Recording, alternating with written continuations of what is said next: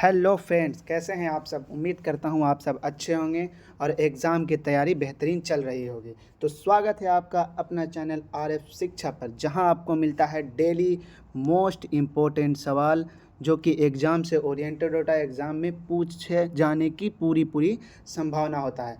सबसे पहले मैं आप लोग को बता दूं कि मैं ये सीरीज़ पूरा ऑब्जेक्टिव क्वेश्चन का सीरीज चलाने वाला हूं, जो कि चैप्टर 1 से लेके पूरा चैप्टर लास्ट तक रहेगा। और मैं सब चैप्टर से एक चैप्टर से मोस्ट इम्पोर्टेंट सवाल जो एग्ज़ाम में आने की पूरी संभावना होगा वो मैं आप लोग को कराऊंगा, ताकि आप लोग एग्ज़ाम में अच्छा स्कोर कर सकें। और दूसरी सबसे बड़ी डॉट ये है कि सर आप क्या सब्जेक्टिव नहीं कराएंगे, तो बिल्कुल हाँ, मैं सब्जेक्टिव कराने वाला हूं। और सब्जेक्टिव कैसे लिखना है, किस तरीके से लिखना है, उसका मैं बेहतरीन टिप्स और ट्रिक्स दूंगा, ताकि आप लोग पेपर में लिख करके आएँ और एकदम धांसू नंबर जो है प्राप्त कर पाएँ और एग्ज़ाम में अपना नाम, मम्मी पापा का नाम रोशन करें। तो चलिए चलते हैं क्लास की तरफ।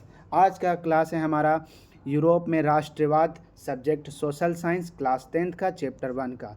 सबसे पहला सवाल है हमारा कि राष्ट्रवाद का सही अर्थ क्या होता है। राष्ट्रवाद का सही अर्थ क्या होता है। सबसे पहला सवाल हमारा क्या है कि राष्ट्रवाद का सही अर्थ क्या होता है।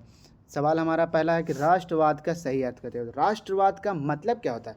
तो राष्ट्रवाद का मतलब होता है अपने देश के प्रति प्रेम और भाव, अपने देश के प्रति प्रेम और भाव जताना राष्ट्रवाद कहलाता है। जिस तरीके से आप अपने मम्मी पापा, अपने बड़े भाई को प्रेम जताते हैं, अपने सहानुभूति दिखाते हैं, उस तरीके से अपने राष्ट्र के प्रति भी सहानुभूति दिखाना चाहिए, तो वो राष्ट्रवाद कहलाता है। तो ऑप्शन में क्या है हमारा कि केवल देश के लिए प्रेम, बिल्कुल नहीं। केवल राजनीतिक सत्ता, केवल सांस्कृतिक, बिल्कुल नहीं। तो ऑप्शन हो जाएगा हमारा ऑप्शन नंबर डी, राष्ट्र के प्रति निष्ठा व एकता। राइट आंसर हो जाएगा हमारा option number D. Very good. चलिए चलते हैं नेक्स्ट सवाल की तरफ। दूसरा सवाल हमारा कह रहा है कि फ्रांसीसी क्रांति किस वर्ष हुई। बच्चों यहाँ पे देखिए नया वर्ड आ रहा है कि क्रांति। क्रांति का मतलब क्या होता है। क्रांति का मतलब होता है विद्रोह। क्या होता है बच्चों, विद्रोह। किसी चीज़ को बदलने के लिए या किसी चीज़ को पाने के लिए हम लोग विद्रोह करते हैं। जैसे घर में हम लोग मम्मी पापा से विद्रोह कर देते हैं कि हमको पैसा दीजिए, इस तरीके से हम लोग विद्रोह कर देते हैं, तो उसको क्या कहते हैं, विद्रोह। तो फ्रांसीसी यहाँ पे पूछ रहा है सवाल कि फ्रांसीसी क्रांति कब हुआ, यानी फ्रांसीसी विद्रोह कब हुआ।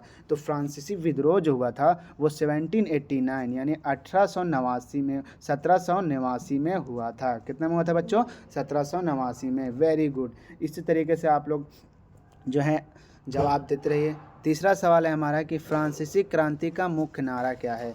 हर क्रांति का अपना अपना नारा होता है, वही है कि फ्रांसीसी क्रांति का मुख्य नारा क्या है। फ्रांसीसी क्रांति का मुख्य नारा है बच्चों स्वतंत्रता, समानता, बंधुत्व। स्वतंत्रता, समानता, बंधुत्व, जो कि ऑप्शन नंबर सी में है। Very good. चलिए चलते हैं नेक्स्ट सवाल की तरफ। Very good. चलिए चलते हैं नेक्स्ट सवाल की तरफ। नेक्स्ट सवाल हमारा कह रहा है कि जोलवेराइन क्या था। नेक्स्ट सवाल हमारा क्या है कि जोलवेराइन क्या था। जोलवेराइन जो था एक व्यापारिक संघ था। क्या था बच्चों, व्यापारिक संघ था। यूरोप का व्यापारिक संघ था जिसका नाम था जोलवेराइन। तो आप लोग ध्यान से देखिएगा, व्यापारिक संघ था, जो कि ऑप्शन नंबर सी हमारा राइट हो जाएगा। Very good. चलिए चलते हैं अगले सवाल की तरफ। अगला सवाल हमारा कह रहा है कि जर्मनी के एकीकरण का प्रमुख नेता। देखिए एकीकरण क्या है बच्चों, एकीकरण का मतलब होता है किसी चीज़ को मिलाना, किसी चीज़ को एक करना। तो जर्मनी में जो एकीकरण हुआ था उसका प्रमुख नेता कौन था। ऑप्शन 1 में है मेजनी, ऑप्शन बी में है काबूर, ऑप्शन सी में है Otto von Bismarck, option D में है नेपोलियन। तो इसका राइट हो जाएगा answer Otto von Bismarck, option number C, जो जर्मनी के एकीकरण का प्रमुख नेता था। चलिए चलते हैं नेक्स्ट सवाल की तरफ। नेक्स्ट सवाल है हमारा सवाल नंबर 6, यंग इटली संगठन की स्थापना किसने की। यंग इटली संगठन क्या था बच्चों। यंग इटली संगठन जो था वो था कि गुप्त राजनीतिक आंदोलन था। यंग इटली संगठन जो था वो गुप्त राजनीतिक संगठन था, गुप्त राजनीतिक संगठन जिसका मिशन था छोटे छोटे राज्य, यूरोप का जो छोटे छोटे राज्य थे, यंग इटली संगठन इटली के जो छोटे छोटे राज्य थे उनको जो है विदेशी नियंत्रणों से मुक्त कराना। विदेशी नियंत्रणों से क्या कराना, मुक्त कराना। इसीलिए यंग इटली संगठन की स्थापना पूछ रहा है कि किसने की थी। तो यंग इटली संगठन की स्थापना किया था, ऑप्शन नंबर हमारा हो जाएगा बी, मेजनी। किसने किया था, मेजनी ने किया था। Very good. चलिए चलते हैं नेक्स्ट सवाल की तरफ। नेक्स्ट सवाल है हमारा सवाल नंबर 7 कि इटली के एकीकरण में काबुल किस राज्य से था। एकीकरण मैंने आपको पहले भी बताया, एकीकरण का मतलब होता है मिलाना, किसी चीज़ को एक करना। तो एकीकरण, इटली के एकीकरण में जो काबुल जो था वो किस राज्य से था। तो काबुल जो था वो ऑप्शन नंबर हो जाएगा सी, पिंडमोंट सार्डिनिया। ऑप्शन नंबर हमारा क्या हो जाएगा राइट बच्चों, सी हो जाएगा। Very good. चलिए चलते हैं नेक्स्ट सवाल की तरफ। नेक्स्ट सवाल हमारा सवाल नंबर 8 है कि 1815 ईस्वी में वियना संधि का मुख्य उद्देश्य क्या था। 1815 ईस्वी में जो वियना संधि हुआ था उसका मुख्य उद्देश्य क्या था। वियना संधि को बच्चों एक और नाम से जाना जाता है, अगर दूसरा सवाल पूछ सकता है दूसरे नाम से तो उसको कहते हैं फ्रेंच रेवोल्यूशन ऑफ 1848, वियना संगठन को। तो वियना 1815 में जो वियना संधि हुआ था उसका मुख्य उद्देश्य क्या था, राजतंत्र की पुनः स्थापना। राजतंत्र की पुनः स्थापना क्या है, ऑप्शन नंबर हमारा हो जाएगा सी। एक और सवाल अगर पूछ देगा आपसे, सवाल पूछ देगा दूसरे तरीके से, अगर सवाल पलट के पूछ देगा, देखिए किस तरीके से पूछ सकता है। सवाल पूछ देगा कि वियना संधि कब हुआ था। सवाल हमारे से पूछ देगा वियना संधि कब हुआ था। तो वियना संधि जब हुआ था वो 1815 ईस्वी में हुआ था। Very good. चलिए चलते हैं नेक्स्ट सवाल की तरफ। नेक्स्ट सवाल हमारा सवाल नंबर 9 है, नेपोलियन द्वारा लागू किया गया कानून क्या कहलाता है। नेपोलियन ने एक कानून लागू किया था। नेपोलियन ने एक कानून लागू किया था जिसका नाम था सिविल कोड। जिसका नाम क्या था, सिविल। नेक्स्ट सवाल हमारा सवाल नंबर 10। सवाल नंबर 10 क्या कह रहा है कि 1848 में क्रांति किससे जुड़ी हुई थी। 1848 ईस्वी में जो क्रांति हुआ था वो किससे जुड़ा हुआ है। तो सवाल ऑप्शन नंबर 1 है किसान से, ऑप्शन नंबर बी है मजदूर से, ऑप्शन नंबर सी है उदारवादी से। तो 1848 ईस्वी में जो क्रांति हुआ था बच्चों, ये जो जुड़ा हुआ था किसान से भी जुड़ा हुआ था, मजदूर से भी जुड़ा हुआ था, उदारवादी से भी जुड़ा हुआ था, यानी तीनों से जुड़ा हुआ था, उपयुक्त में से सभी। ऑप्शन नंबर हमारा हो जाएगा डी। ऑप्शन नंबर क्या हो जाएगा, डी। वेरी गुड, उपयुक्त में से सभी। अब चलिए सवाल नंबर 11 की तरफ। सवाल नंबर 11 क्या कह रहा है कि जर्मनी के राष्ट्रीय ध्वज क्या होता है। राष्ट्रीय ध्वज का मतलब होता है राष्ट्रीय झंडा।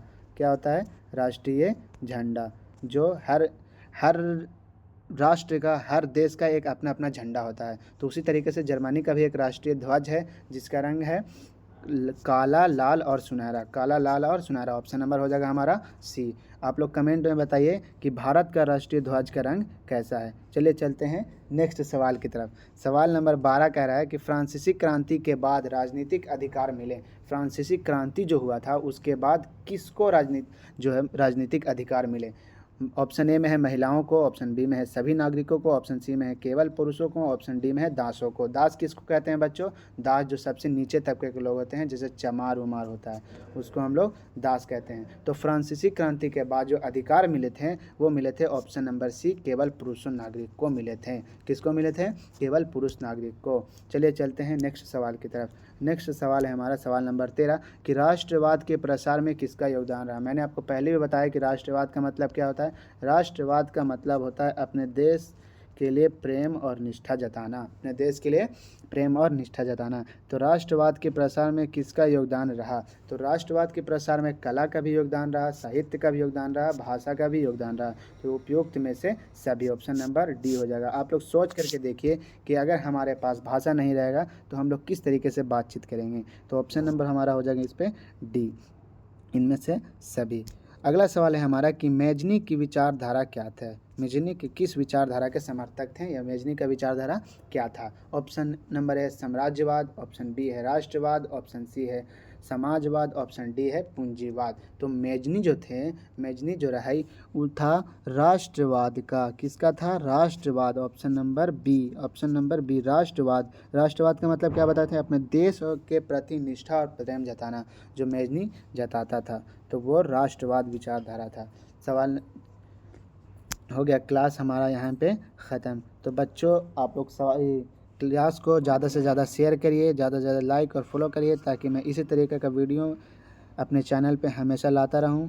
और मैं एक बात आप लोग को और बताना चाहता हूं कि ये जो हम शुरू किए हैं बिल्कुल फ्री है, फ्री ऑफ कॉस्ट आप लोग को पढ़ने का मौका मिलेगा, जो कि बिल्कुल फ्री मिलेगा। तो चैनल को बिल्कुल सब्सक्राइब करिए, लाइक और शेयर एकदम ठोक के करिए।